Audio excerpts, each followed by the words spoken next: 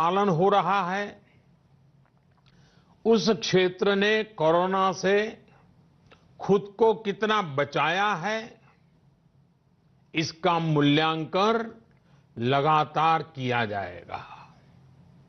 जो क्षेत्र इस अग्नि परीक्षा में सफल होंगे, जो अपने यहां हॉटस्पॉट नहीं बढ़ने देंगे और जिनके हॉटस्पॉट में बदलने की आशंका भी कम होगी, वहां पर 20 अप्रैल से कुछ जरूरी गतिविधियों की अनुमति, छूटछाट दी जा सकती है। लेकिन याद रखिए, ये अनुमति सशर्त होगी। बाहर निकलने के नियम बहुत सख्त होंगे। लॉकडाउन के नियम अगर टूटते हैं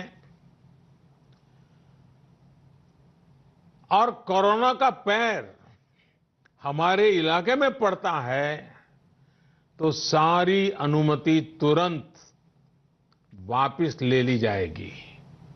और इसलिए न खुद कोई लापरवाही करनी है और न ही किसी और को लापरवाही करने देना है।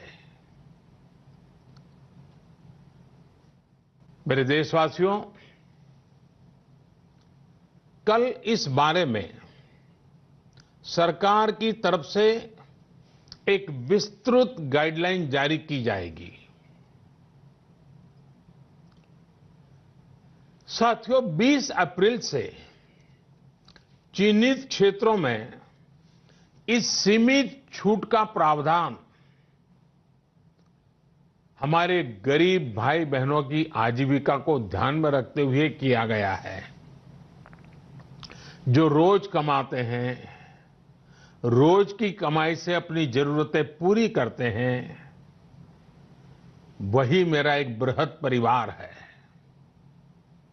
मेरी सर्वोच्च प्राथमिकताओं में एक, इनके जीवन में आई मुश्किल को कम करना है। प्रधानमंत्री गरीब कल्याण योजना के माध्यम से सरकार ने उनकी मदद करने का हर संभव प्रयास किया है। अब नई गाइडलाइंस बनाते समय भी उनके हितों का पूरा ध्यान रखा गया है। इस समय रबी फसल की कटाई का काम भी जारी है।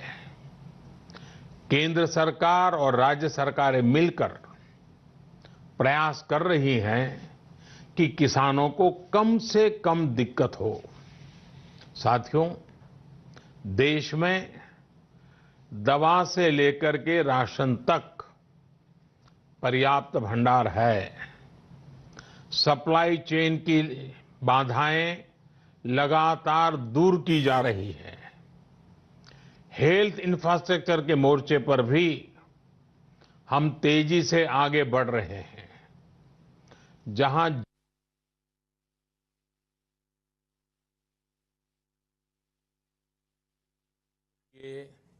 जहां सिर्फ एक लैब थी, वहीं अब 220 से ज्यादा लैब्स टेस्टिंग का काम कर रही है। विश्व का अनुभव ये कहता है कि कोरोना के 10,000 मरीज होने पर 1500-1600 बेड्स की जरूरत होती है। भारत में आज हम 1 लाख से अधिक बेड्स की व्यवस्था कर चुके हैं। इतना ही नहीं, 600 से भी अधिक ऐसे अस्पताल हैं जो सिर्फ कोविड के इलाज के लिए काम कर रहे हैं। इन सुविधाओं को और तेजी से बढ़ाया जा रहा है। साथियों, आज भारत के पास भले सीमित संसाधन हो, लेकिन मेरा भारत के युवा वैज्ञानिकों से विशेष आग्रह है कि विश्व कल्याण के लिए, मानव कल्याण के लिए मेरे नौजवान साथियों, आप आगे आए। कोरोना की वैक्सीन बनाने का मेरे देश के नौजवान, मेरे देश के वैज्ञानिक बेड़ा उठाएं। साथियों,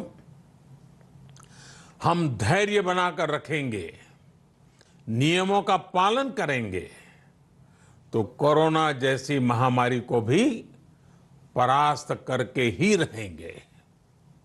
इसी विश्वास के साथ मेरी बात समाप्त करने से पहले मैं आपका साथ मांग रहा हूं। 7 बातों में आपका साथ। पहली बात, अपने घर के बुजुर्गों का विशेष ध्यान रखें। विशेषकर ऐसे व्यक्ति जिन्हें पुरानी बीमारी हो, उनकी हमें एक्स्ट्रा केयर करनी है। उन्हें कोरोना से बहुत बचाकर रखना है। दूसरी बात, लॉकडाउन और सोशल डिस्टेंसिंग की लक्ष्मण रेखा का पूरी तरह पालन करें। घर में बने फेस कवर या मास्क का, और वो भी घर में बने हुए, उनका अनिवार्य रूप से उपयोग करें। तीसरी बात, अपनी इम्यूनिटी बढ़ाने के लिए आयुष मंत्रालय द्वारा जो निर्देश दिए गए हैं, उसका अगर हम पालन करें